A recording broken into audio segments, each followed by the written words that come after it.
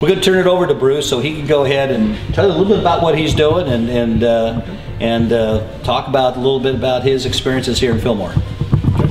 I'm Bruce Johnson. I'm a professional luthier. It's sort of a semi-retirement business for me. I build electric bass guitars down here in this wonderful environment here in the basement of this building. And this shop for me is something I plan to do for the rest of my life as a retirement type of business. I don't make a lot of money at it, but it's something I really enjoy doing. And I build electric basses, and I also build parts for other guitar builders. Some of the other guitar builders here in this building, I make necks and portions and hardware and things for them. These are some of the bodies of the basses that I build. There's a walnut one and two popular ones. I have a full woodworking shop, and I've got a metalworking machine shop, and I've got an electronics lab, and I've got a small spray booth, and I make everything on my basses from scratch here. I do all the metalworking, I wind my own pickups, make all my own hardware, and all that sort of thing. So this is sort of an all-in-one shop. It's unusual. I'm the only guy here. There's no employees.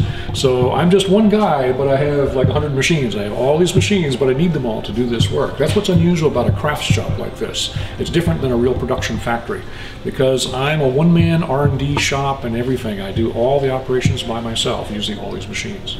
And Bruce, your machines are historic. Yeah.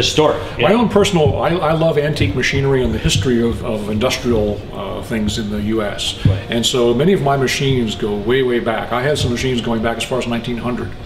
But I have a lot of my machines are from the 1940s, 1930s, and I love them. I find them, I get them for cheap because people are mostly just getting rid of them nowadays, and I restore them and I use them in my work. Great. Maybe we take a look at a couple of those areas. That'd be great. This is my main woodworking area, where my main bench is where I do the woodworking. There's a scroll base deck under construction. I build these all up from different parts. There's another one a little bit farther along. Scroll base deck, that's a walnut one. And there's one a little more farther along with some more sculpting work on a fully carved headstock. And back here, this is the machine shop. So this is where I do the metalworking, and I make bridges and tailpieces and all kinds of things here. I'm milling some parts here. I'm making some aluminum bridges here in the milling machine. And that's an old 1937 LeBlanc cutter grinder, and I've got many more old machines back in this area. These are old timers. And this big old drill press is one of my favorites. I picked that up a few years ago. I love it. It works beautifully.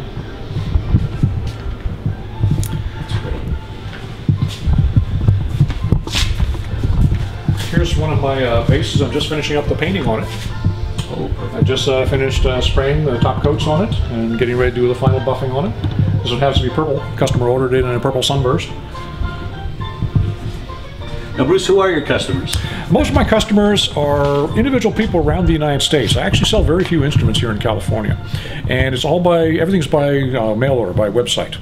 I generally have a waiting list of anywhere from 2 months to 2 years for my instruments, and the customers come from all over. They find me from my website, and they just place an order and wait until they get it. So it's a small business. I sell my instruments for about $3,000 a piece, and it takes me roughly 65 to 70 hours each to make them. That's including all the woodworking, metalworking, everything. And again, I make everything on the instruments myself. Do you have a final product? Yes, I can show you some final products. That, by the way, is Banjozilla, which I made many years ago.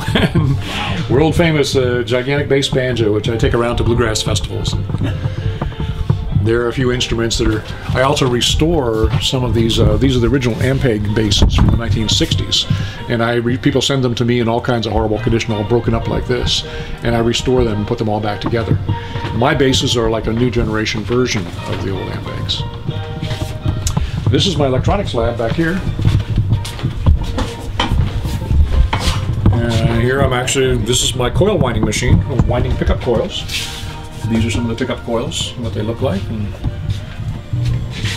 I designed and built this machine myself, obviously. And this is where I do the electrical wiring and all. And this is one of my completed basses. Again, this is a specialty market. It's a narrow little market of the people who want these instruments. They're really good for session playing and sound very good in the studio, but they tend mostly to go to wealthy collectors and not so much rock stars. I'm not really that interested in selling to rock stars. These are more particular, very interested professionals who want them.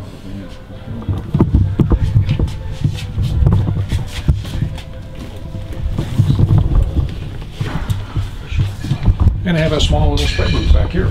This is here's the body of the purple one. Just getting some top coats on it.